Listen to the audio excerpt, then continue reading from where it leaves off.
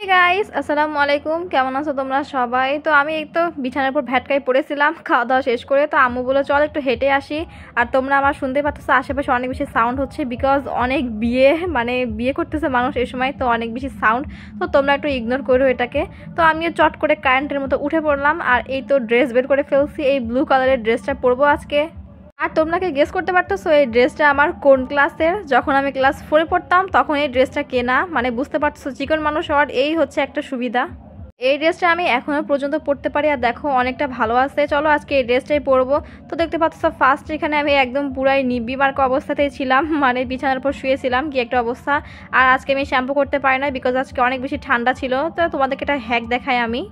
আসলে অনেক বেশি ঠান্ডার কারণে আমি শ্যাম্পু করতে পারিনি, তো মাথায় আমার দেখো একটু অয়েলি অয়েলি ভাব হয়েছে। তো যখন হবে এরকম যে তোমাদেরকে বেরোতে হবে, অনেক বেশি ইম্পর্টেন্ট বা কাজ আছে, তোমরা শ্যাম্পু করতে পারো না, তখন কি করবা, এখন টুস করে পাউডার নিয়ে একটু অ্যাপ্লাই করে নেবে মাথার উপরে, স্ক্যাল্পের উপর না, একটু আশেপাশে দিয়ে করবা, তাহলে এতে কিন্তু সুন্দর লাগবে, মানে অতটা বেশি অয়েলি লাগবে না। জনসন পাউডারটা ইউজ করবো যাতে চুলে কোনো ক্ষতি না হয়। তো আমি এখানে এই তো চট করে রেডি হয়ে চলে আসলাম। আর রেডি হতো মানে জানো আমি কোনো সাজুগুজু করি না একদমই। তো রেডি শেডি হয়ে একদম দুই মামে বের হয়ে পড়ছি। ভাবলাম আগে হচ্ছে ওই মাঠ থেকে হাঁটাহাঁটি করে আসি। এই তো দুই মা এখানে হাঁটতেছে, আমার আম্মু তো এখানে মোজা পরে আসছে একদম। আর এই তো হাঁটা শুরু করলাম, বাট এসে দেখি ও মাই গড, এখানে তো অনেকগুলো দোকানপাট বসে গেছে। আই এম টু অবাক। আসলে 29 তারিখ থেকে হচ্ছে এখানে কালী পূজা শুরু হবে, আর এই মেলায় মানে এই পূজাতে অনেক পরিমাণে মেলা হয়, অনেক দোকানপাট বসে, অনেক মজা হয়।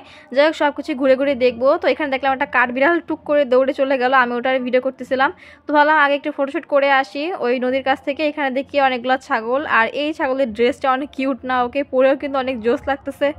তো ছাগলদেরকে এদিকে একপাশে রেখে দিয়ে ওরা খাচ্ছে, ওদেরকে ডিস্টার্ব না করি। তো এখানে চলে আসলাম কিছু ছবি তোলার জন্য। দেখি এখানকার ভিউটা অনেক জোস, আর এখানে এসে বেশ ঠান্ডাও লাগতেছে না। তো কিছুক্ষণ থেকে এখন আবার চলে যাচ্ছি বালুর মধ্যে দিয়ে। আমার আম্মু জানতো সেই হাঁটা হাঁটতেছে একদম। অনেক ছবি ওঠা হলো, এবার ভিতরে যে একটু খাওয়া দাওয়া করবো, কারণ বাইরে আসছি খাওয়া দাওয়া করবো না এটা তো হতেই পারে না, আমার ব্লগ মানে তো খাওয়া দাওয়া। তো ফার্স্ট আগে এই পাঁপড় কিনে নিল আম্মু। তেমন খাবার দাবারের দোকান বসে নাই, জাস্ট হালকা কিছু খাবো।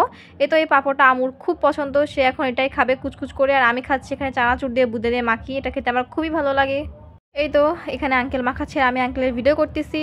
আর এই যে আমার টেস্টি টেস্টি চানাচুর মাখানো, এর মধ্যে মুড়ি ছাড়া খেতেই ভালো লাগে।